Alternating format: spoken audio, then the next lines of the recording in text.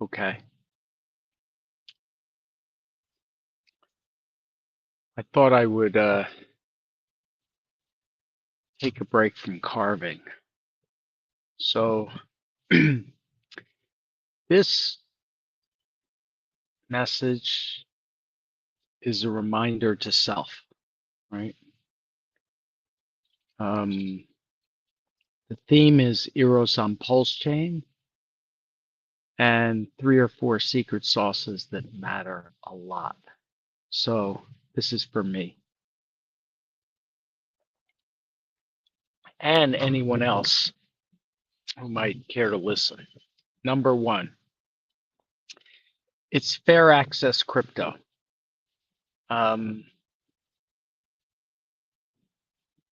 Nothing is fully fair, but EROS on Pulsechain was an airdrop from the EROS team that has since disappeared to liquid Titan-X holders, right?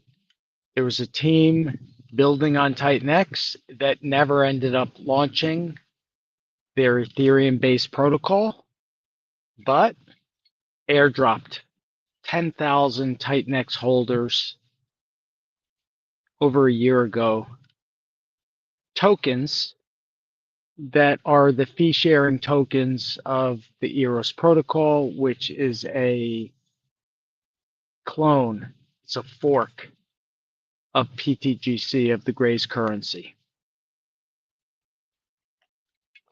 So that's the first thing, is that the secret sauce is that it was an airdrop.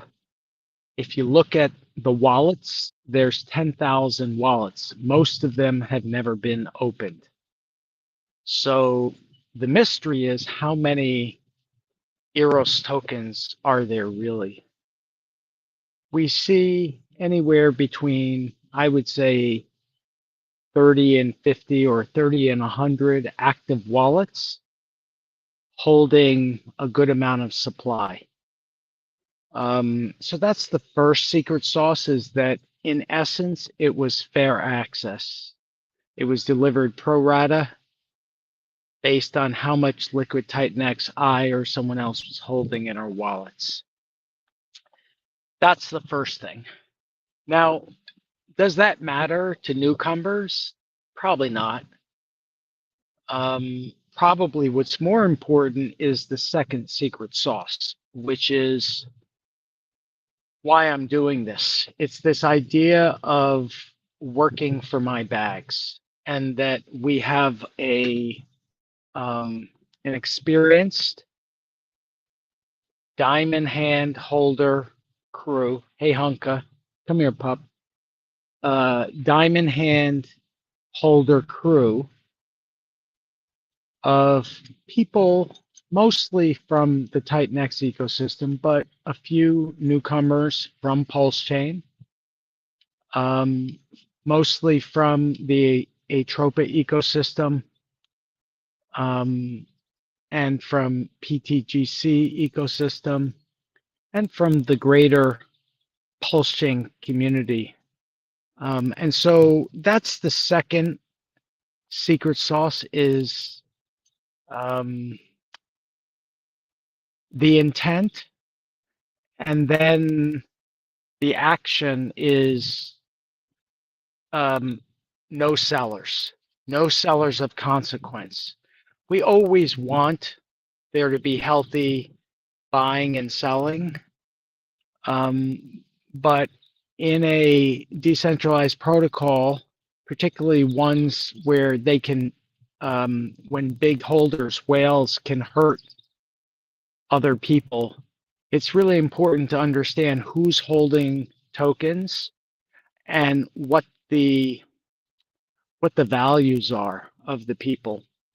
And so what we're doing with EROS, it's a community held token, right? It's a protocol operating totally permissionless on Pulsechain.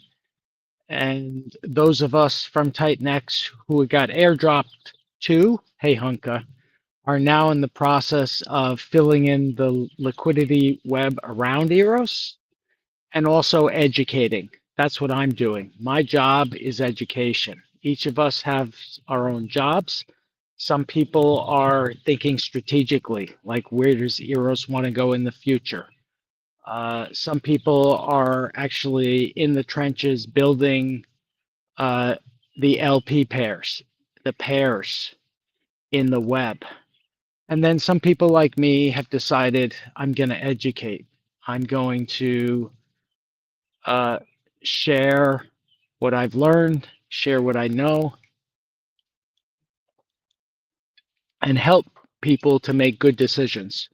Not necessarily to buy my token, but to consider the possibility of number three. So number one is it's fair crypto. It's secure. It's been operating for over a year. No exploits. It's renounced verified contract, operating for over a year. Diamond hand holders with a work for my bags mentality. And this is a challenge. It's a call out to any EROS holder. Start educating. Start sharing. Consider getting on stream with me and others, right?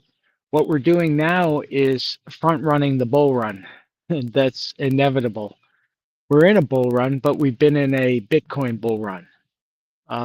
What's next is an Ethereum bull run and a altcoin bull run. It may be short and sweet, and it may be longer and volatile. We'll see. But it's coming. And what we're doing is positioning on Pulsechain.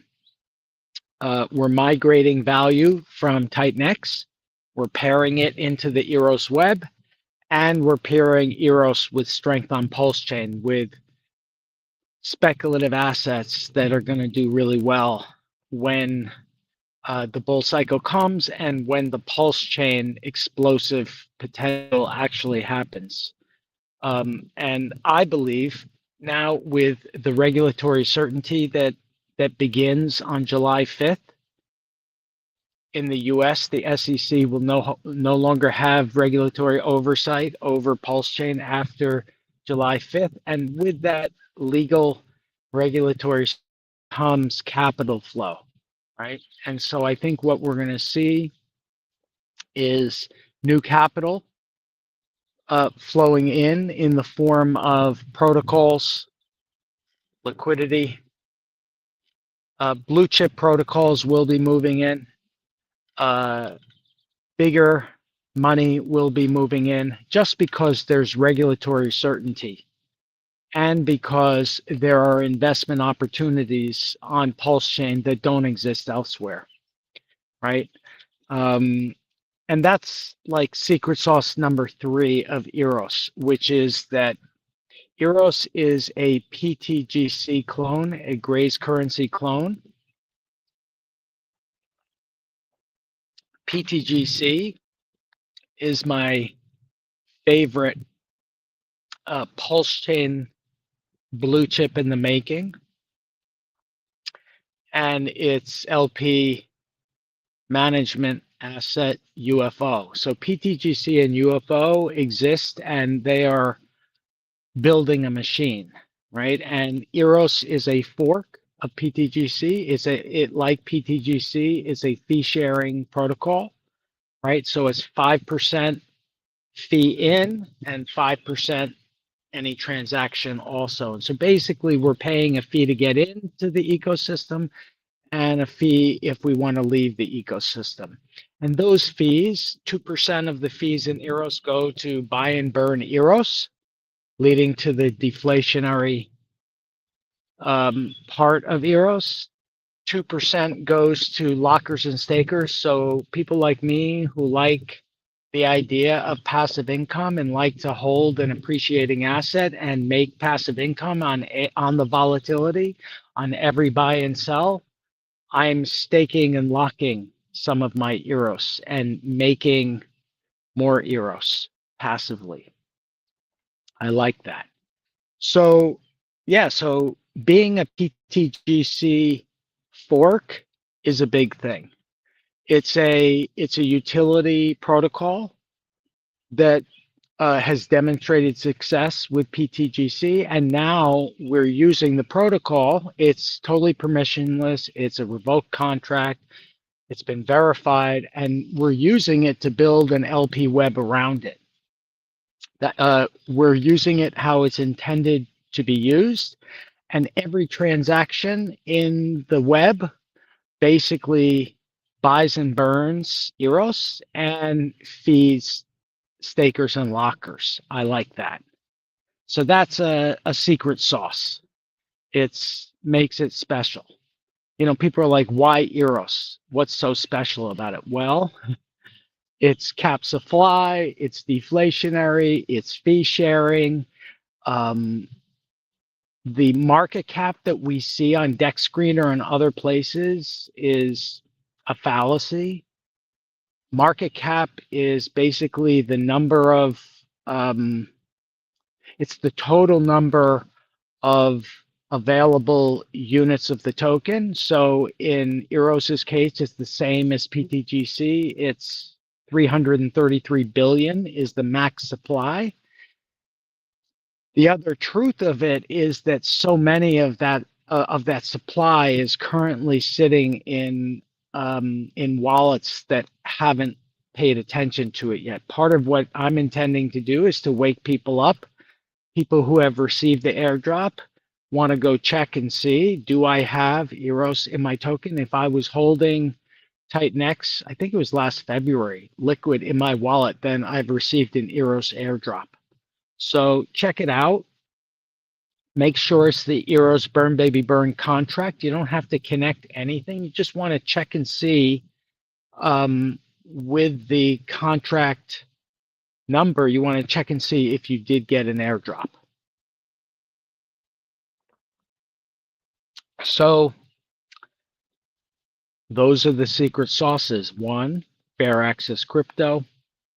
It's securely been operating for over a year. We've got a work for our bags culture.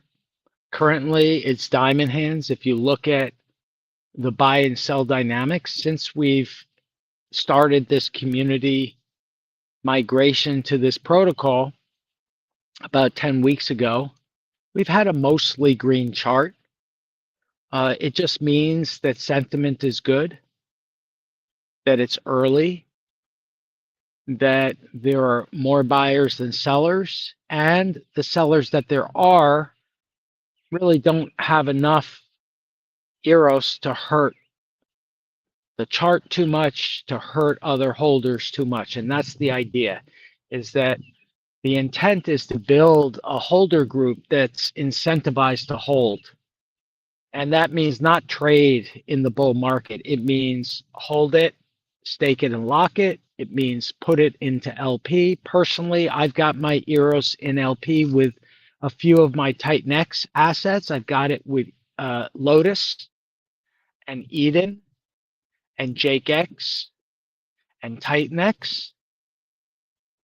And I've also got it in pairs with Bear, which is the OG teddy bear, and PDI and UFO. Right, and I'm intending also to deepen my commitments in those areas. How I do it is there are certain LP pairs. I would never do an LP unless I really like both tokens, right?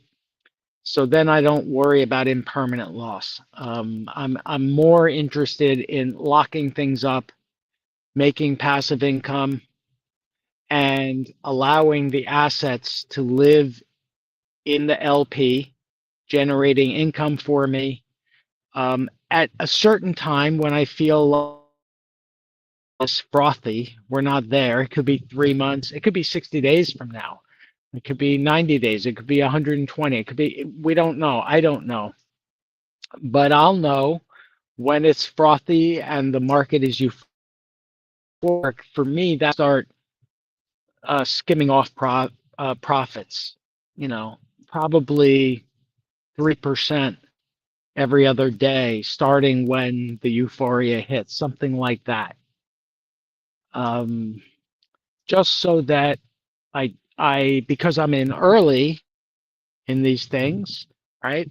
And I'm going to be exiting on the way up, not all at once, but little by little. And knowing me as I know me, I'll probably keep in 20% of the quantity of my assets in LP, even during the bear market. Just keeping assets that I think will survive bull and then bear. I'm only invested in assets that I think will do well in the bull alt cycle, and also that will survive the inevitable die-off. And yes, EROS is going to do well in the bull. It's going to be doing extremely well. It's leverage on Titan-X. It's leverage on Pulsechain. It's leverage on Atropa and PDAI. And it's a fee-sharing token. So EROS, I believe, will do very well. And yes, I think it will survive and thrive in the bear market. It doesn't need humans to survive and thrive. Even if the liquidity web empties out a bunch in value and in volume, which it will between the bull cycle and the bear, it's natural. There will be capital flows out of it. People will take profits. People will get out of the market. Well, the protocol is going to keep on buying and burning. The R bots are going to keep on working even in the bear cycle. And for me, that's the time, if I believe in the protocol, to, again, buy the blood, buy the bottoms, right? And so if I'm in the position, if I'm committed to it, long term, and then that's the 3A. I said 3 secret sauces, but there is a 3A. Yes, it's a PTGC fork. It's a fee sharing protocol, but the 3A, or the fourth secret sauce,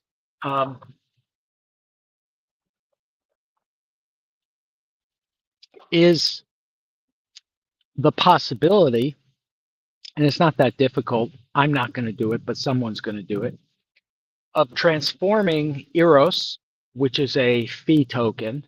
People call it a tax token, but I don't see it as a tax. It's a fee. It's a fee to get in and a fee to get out. Maybe it's semantics, but I think it's more than semantics. It's a fee sharing protocol that charges people a fee to get in and a fee to get out. And then we share the fees. We don't share the taxes, we share the fees, right? And maybe it's semantics, but for me, semantics. I'm an artist, man. Words matter. I'm a writer. I haven't been a speaker for a while, but now I am.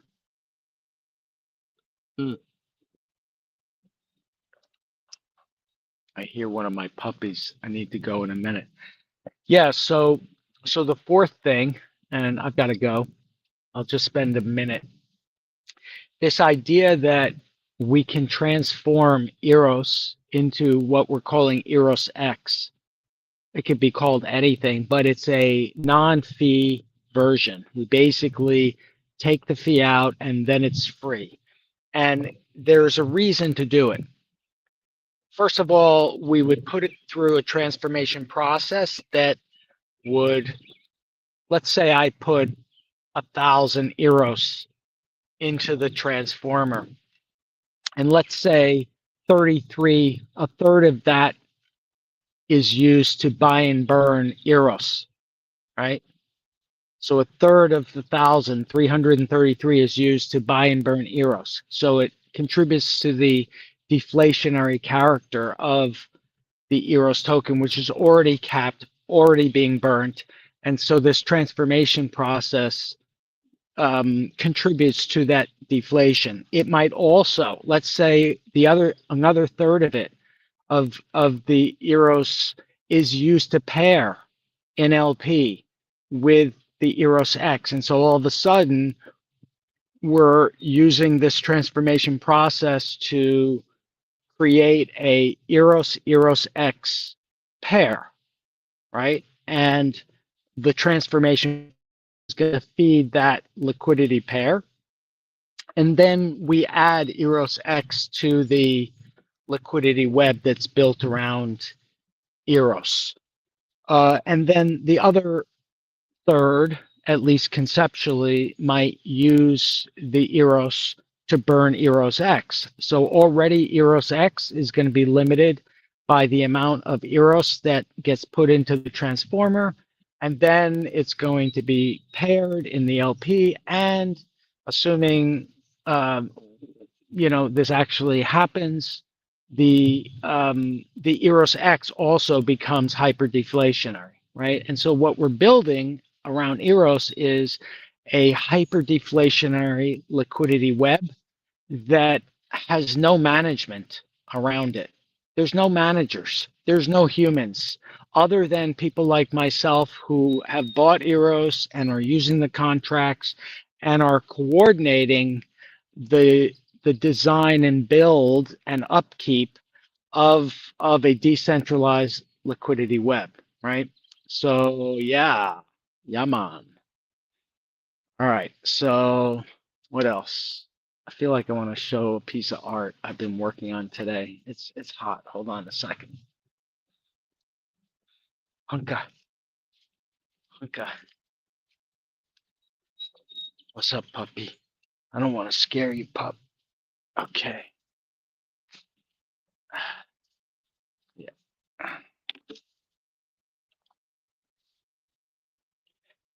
Okay. Yeah, this is it's a work in progress. This is Ouroboros. This is like one of the Ouroboros eyes, right? We've got yeah, this is for yeah, it's a powerful piece. Today I was working on this down here. Yeah, yeah, it's amazing. Oh, apple. So yeah, so that's how I work for my bags typically. Historically, I just carve. I carved when I carve, at least for me, I'm not saying it's price action always is the best, but when I carve anything within a totemic intent, and not everything I carve has a totemic intent, but the totemic intent artistically is about historic, like traditional totems are designed to protect and connect, right? And so not everything I carve is totemic, or not all the art that I make is totemic, but increasingly it is. It's designed, the intention, yes, is to just be free to create and to design something, but it's designed with the intent to protect and to connect. That's what it is, yo. And the artist is free to do whatever I please, which is why I do it. Radical freedom, right? Which is the same reason why I do DeFi how I do it. I prefer to spend time on chain as much as possible. I'm, choosing protocols that don't have admin keys. I'm good with admin keys. I'm good with management functions if it's needed, like in Ouroboros, right? Until AI can do what Shadowy, the dev, has been able to do with Ouroboros, and that can't exist right now. Right now, the human intelligence to create a DeFi platform is way superior, and I think will be for a while. People think that AI is going to take over developing. I've got my doubts. People say a lot of things. I don't really know. But what I do know is that Ouroboros is a killer D app, and it's going to be even more killer. It's really got potential. I know this is about EROS on Pulsechain, which is what I've been thinking about. But the other thing I've been thinking about is Ouroboros because of its scalability and because its place in the crypto market um, as a collateral backed, a multi collateral backed stable coin. So you can have multi collaterals, not just one, multi collaterals designed for small and mid caps. That's huge. And there's going to be a new staking platform, which I think will make single-sided staking and LP providing accessible to more people. That's what I think it's going to do. All right. I got distracted by carvings. Okay, here it is. Oh, Hunka, I'm sorry. One of my dogs, I'm freaking out. All right. Yeah, I wish I could show you the whole piece. It doesn't matter. It's amazing. That's the Ouroboros right there. It's the infinity. Yeah. All right. Peace out, y'all. I gotta go.